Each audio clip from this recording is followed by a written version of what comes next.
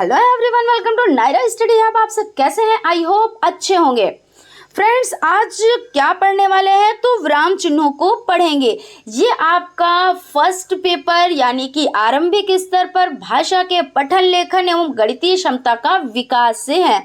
आप लोग देखिए, कंफ्यूज मत होइएगा, क्योंकि जो फर्स्ट पेपर है वो स्टार्टिंग से बताते चले आ रहे हैं। क्योंकि ये देखिए, इसमें सारा जो भी है, जितना भी हमने आप लोगों को पढ़ाया है, सब हिंदी से रिलेटेड है। और हिंदी भी सब्जेक्ट आप लोगों को चल रहा है, तो उसमें भी क्या पढ़ा है, तो उसमें भी विराम चिन्हों के बारे में पढ़ा है। और first semester, second semester, third semester, सब में आप लोगों ने विराम चिन्हों के बारे में पढ़ा है, जो कि मैंने आप लोगों को पढ़ाया है। तो इस तरह से आप लोग समझ सकते हैं कि कितना इम्पोर्टेंट हो जाता है एग्जाम के लिए।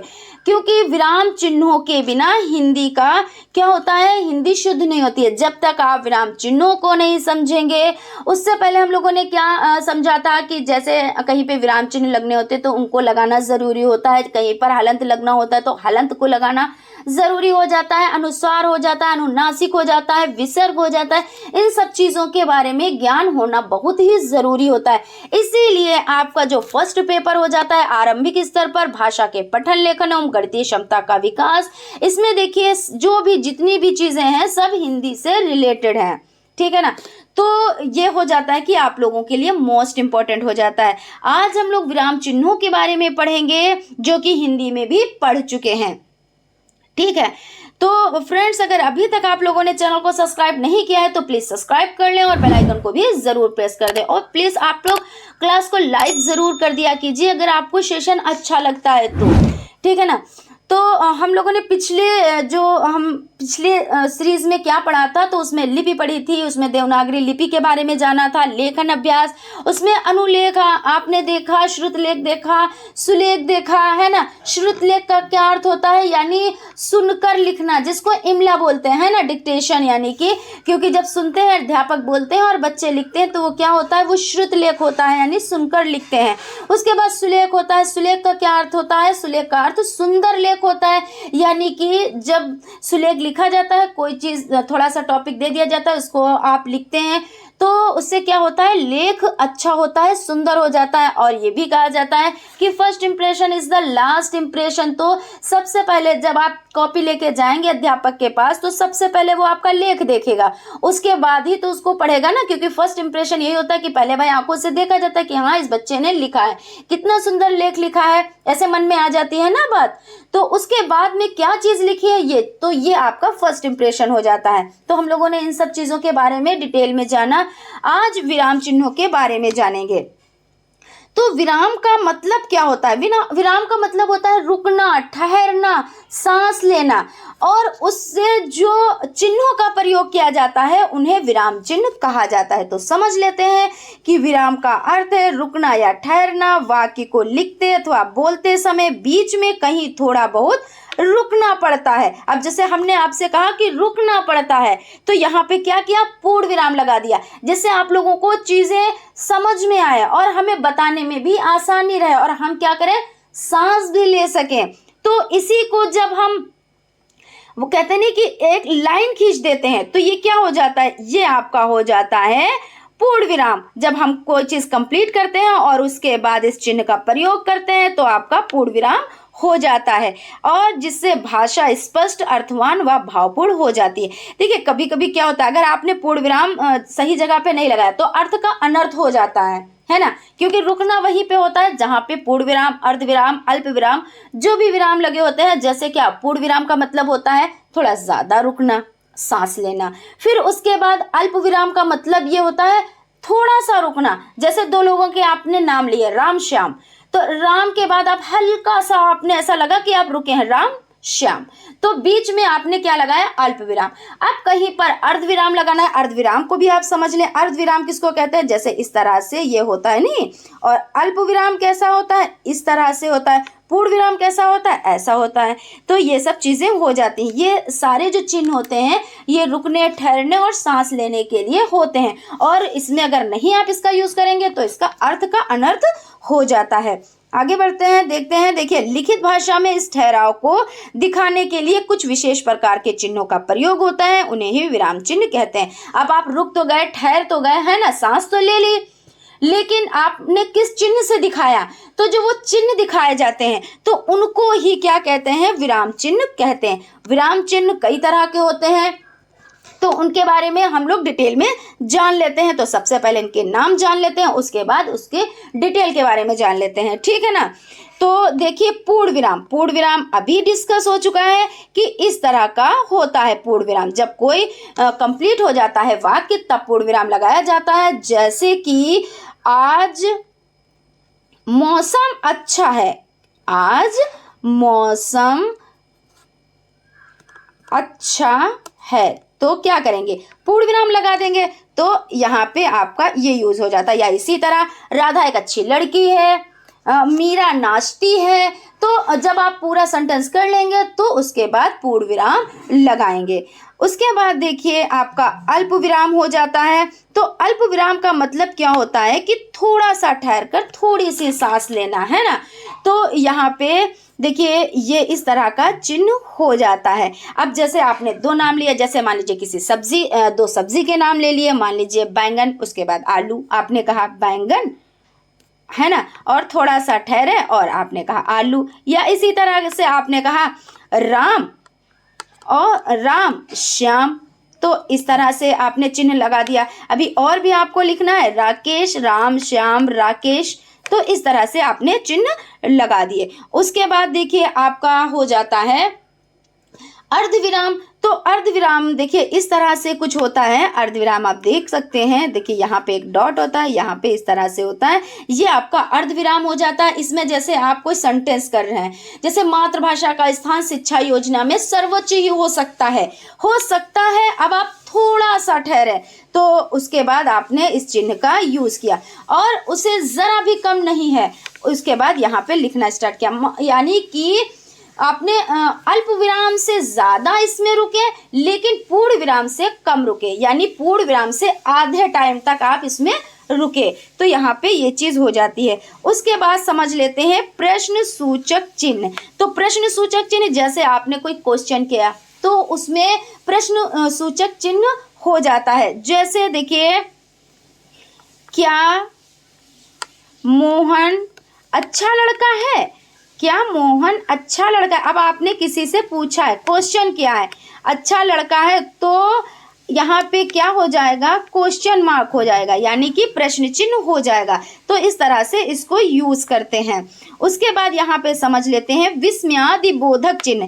कहीं पे देखिए हर्ष, उल्लास, शोक कुछ होता है। जैसे आपने एकदम से कोई चीज सुनी कि देखिए, जैसे कि अरे ये क्या हो गया, जैसे मान लीजिए आपने कोई ऐसी दुखद घटना सुन ली तो आपने कहा अरे ये क्या हुआ, तो आपने इस चिन्ह का प्रयोग किया। किस चिन्ह का? तो इस तरह से आपने एक ऐसे लाइन करी, एक डॉट रखा, तो इस तरह से हो जाता है। या आप बहुत खुश हैं, अरे वाह कितनी अच्छी चीज है, बहुत खुश हुए ना, अरे वाह क्या बात है, तो इस तरह से इस चिन्ह का आप यूज करेंगे। उसके बाद अपूर्ण विराम या उपविराम चिन्ह हो जाता है, तो ये आपका इस तरह से चिन्ह हो जाता है। उसके बाद देख लीजिए निदेशक चिन्ह। तो जब कोई चीज लिखते हैं तो आप निदेशक चिन्ह लगाते हैं, ये हो जाता है। उसके बाद योजक चिन्ह, जब दो चीजों को जोड़ना होता है, जैसे राजा रानी, राजा रानी, है ना, तो इस तरह से। या भाई बहन, तो ये चिन्ह लगाते हैं भाई बहन। या माता पिता, तो इस चिन्ह का लगाते हैं ना, इस चिन्ह का यूज करते हैं, तो इस तरह से हो जाता है। उसके बाद विवरण चिन्ह, जैसे कोई चीज आप लिखने जा रहे हैं और उसकी आपने हेडिंग डाली, है ना, हेडिंग डालने के बाद आपने इस चिन्ह का यूज किया, उसके बाद आपने लिखना स्टार्ट कर दिया, ये आपका क्या हो जाता है? ये आपका विवरण चिन्ह हो जाता है। फिर उसके बाद अवतरण चिन्ह हो जाता है या उद्धरण चिन्ह हो जाता है। कोई चीज आप इन्वर्टेड कॉमा में लिखते हैं ना, कॉमास में लिखा जाता है ना, तो आप इस चिन्ह का यूज करेंगे। उसके बाद लाघव चिन्ह हो जाता है, जैसे आप कोई चीज लेंदी लिखी हुई है और उसको आपको शॉर्ट करना है। जैसे देखिए डॉक्टर, डॉक्टर का आप डॉक्टर ऐसे लिखेंगे ना, लेकिन जब आपको ऐसे लिखना है जैसे शॉर्टकट में, जैसे MA, जैसे क्या लिखेंगे? MA लिखेंगे। जैसे MA, तो ऐसे ही तो लिखेंगे ना, या आपका BA ऐसे तो लिखेंगे। तो ये आपका क्या हो जाता है, ये आपका लाघव चिन्ह हो जाता है। उसके बाद लोप अथवा हंस पद हो जाता है।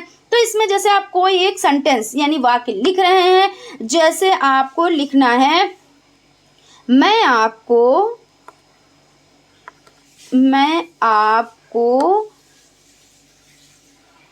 पढ़ा रही हूँ, ठीक है ना। अब यहाँ पर क्या आपने लिख दिया, मैं आपको रही हूँ, है ना, रही हूँ, और पढ़ा भूल गए लिखना। तो आप क्या करेंगे, इस चिन्ह का यूज करेंगे, यहाँ पे पढ़ा लिख देंगे, आपका हो जाएगा, यानी कि लोप अथवा हंस पद का यूज हो जाएगा।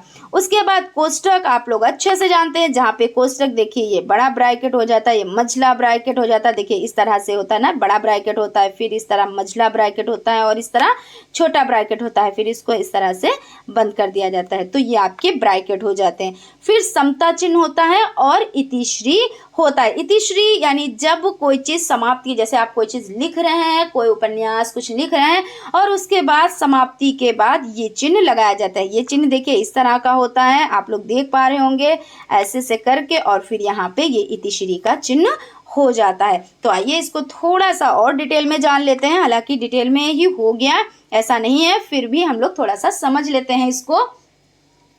तो सबसे पहले आपका हो जाता है पूर्ण विराम, यानी पूर्ण विराम चिन्ह जो आपका हो जाता है, जिसे फुल स्टॉप कहते हैं। तो वाक्य की समाप्ति तथा कविता के अंतिम चरण के अंत में विराम लगाया जाता है। जैसे अभी हम लोगों ने डिस्कस किया कि इस तरह का लगाया जाता है, जैसे कि कोई वाक्य आपने कंप्लीट कर लिया, तो उसके बाद इस चिन्ह का आपने यूज कर दिया, यानी कि जैसे मोहन घर जाता है, तो मोहन घर जाता है, तो उसके बाद आपने इस चिन्ह का यूज कर दिया। उसके बाद देख लेते हैं अल्प विराम। तो जब वाक्य में भावाभिव्यक्ति अर्थ की दृष्टि से बहुत कम रुकना पड़े, वहां पर अल्प विराम लगाया जाता है। यानी कि जब बहुत कम रुकना पड़ता है ना, तो क्या लगाना होता है, तो आपको इस चिन्ह का यूज करना होता है। जैसे मान लीजिए आपने कुछ लिखा, आपने 2-3 लोगों के नाम लिखे, मान लीजिए राधा मीरा, है ना, राधा मीरा गीता। तो आप थोड़ा सा ठहरे, थोड़ा ठहर के आपने किया, तो इस चिन्ह का आपने यूज कर लिया। उसके बाद देखिए अर्ध विराम हो जाता है। तो जब अल्प विराम से कुछ अधिक रुकना पड़े तथा अर्ध विराम, यानी देखिए अल्प विराम से कुछ अधिक रुकें और पूर्ण विराम से आधा रुकें, तो उसको क्या कहते हैं, अर्ध विराम। ऐसे आप लोग ध्यान रखिएगा, क्योंकि अल्प विराम और अर्ध विराम में ज्यादातर लोगों को कंफ्यूजन हो जाती है। तो आप लोग ऐसा, अर्ध मतलब आधा, तो पूर्ण विराम से आधा, तो अर्ध विराम हो जाता है। अल्प मतलब थोड़ा सा, तो जब थोड़ा सा ठहरना हो तो आप अल्प विराम का यूज करेंगे। तो यहाँ पे आपका हो जाता है जब अल्प विराम से कुछ अधिक रुकना पड़े और पूर्ण विराम से आधा रुकना पड़े, तो वहां पे अर्धविराम हो जाता है। जैसे देखिए समझ लीजिए मातृभाषा का स्थान शिक्षा योजना में सर्वोच्च हो सकता है, उसे जरा भी कम नहीं है। तो यहाँ पे देखिए आधा रुके, तो यहाँ पे ये चिन्ह हो जाता है। उसके बाद प्रश्न सूचक चिन्ह, जैसा कि अभी डिस्कस कर चुके हैं कि प्रश्न सूचक चिन्ह जिस वाक्य में कोई प्रश्न पूछा जाता है उसके अंत में प्रश्न सूचक चिन्ह लगाया जाता है। यानी क्या तुम पढ़ चुके हो, तो हमने क्या कहा, क्वेश्चन किया है, या तुमने क्लास अटेंड कर ली है। तो जब कोई क्वेश्चन पूछा जाएगा तो इस तरह का प्रश्न चिन्ह या क्वेश्चन मार्क आप बोल लें, ये लगाया जाता है। उसके बाद विस्मयादि बोधक संबोधन या आश्चर्य चिन्ह, जब वाक्य में हर्ष शोक भय चिंता या आश्चर्य आदि भावों को प्रकट किया जाता है तो विस्मयादि बोधक चिन्ह लगाते हैं। वो इस तरह से होता है जैसे अरे हुर्रे, या अरे वाह कितनी अच्छी बात है, या हाय ये क्या हुआ। जैसे कोई आपने बहुत खुशी की बात सुन ली तो आपने कहा अरे वाह कितनी अच्छी बात है, या आपने कोई दुखद घटना सुन ली, हाय ये क्या हुआ।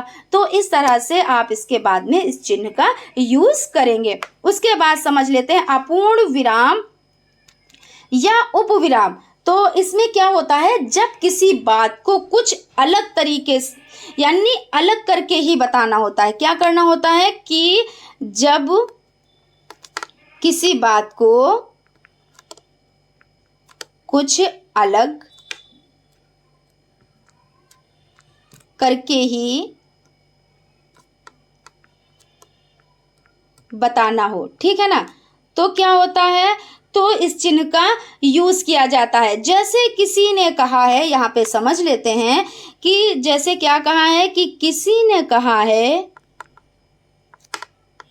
किसी ने कहा है, अब यहाँ पे चिन्ह का यूज करेंगे। और लालच बुरी बला है, क्या है, तो लालच, यहाँ पे देखिए लालच, थोड़ा सा यहाँ पे देख लेते हैं, लालच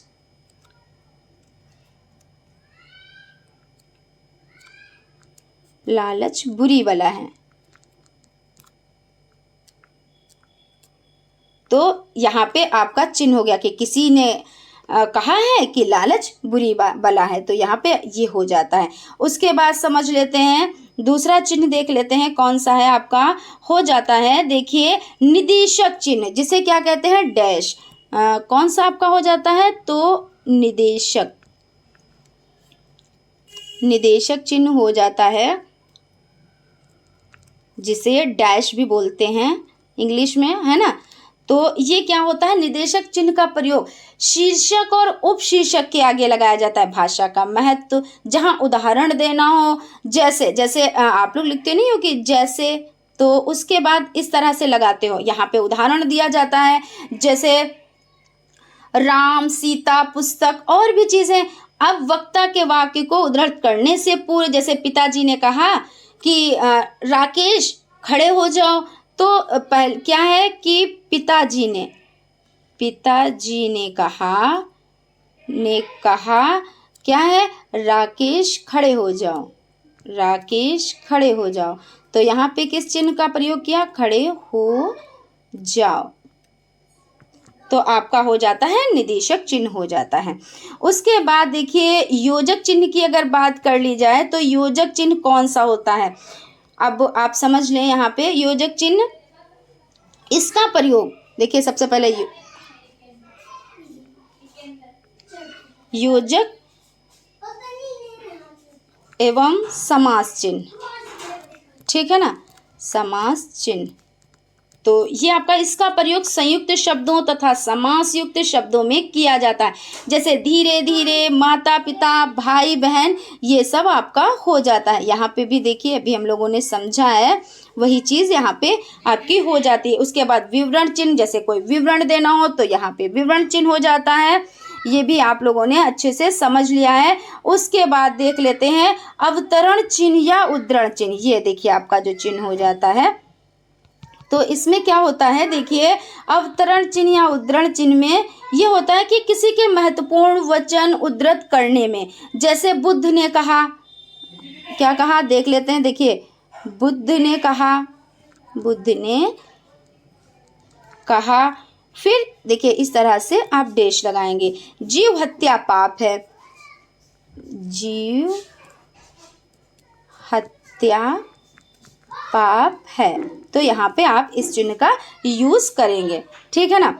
उसके बाद देखिए लाघव चिन्ह, तो ये भी आप लोग समझ चुके हैं, जैसे समझ लेते हैं, जैसे डॉक्टर लिखना होता है, या उत्तर प्रदेश को आप लोग देखिए इस तरह से लिखते हैं ना, उत्तर प्रदेश, सभी लोग लिखते हैं, आप लोग क्या सभी लोग लिखते हैं ना, तो इस तरह से ये लाघव चिन्ह का यूज़ करते हैं। और जैसा कि बताया कि हंस पद या कोई वर्ड आप भूल जाते हैं उसको लिखने के लिए, जैसे आप पूरी लाइन लिख रहे हैं तो यहाँ पे आपने कर लिया, उसके बाद में उसका यूज़ किया, तो इस तरह से ये आपके चिन्ह कंप्लीट हो जाते हैं। आई होप आप लोगों को क्लास अच्छी लगी होगी, और अगर कहीं पर कोई डाउट है और आप लोग कोई क्वेश्चन करना चाहते हैं या कोई भी डाउट है तो आप क्लियर कर सकते हैं, तो प्लीज़ आप लोग कमेंट बॉक्स में कमेंट ज़रूर करें। और फ्रेंड्स एक चीज़ कहना चाहेंगे कि आप लोग लाइक नहीं करते हैं भाई, लाइक करने में बड़ी कंजूसी करते हैं, तो प्लीज़ क्लास को लाइक ज़रूर कर दिया कीजिए। इससे क्या होता है कि एनर्जी बढ़ती है, हम मोटिवेट होते हैं, ठीक है ना,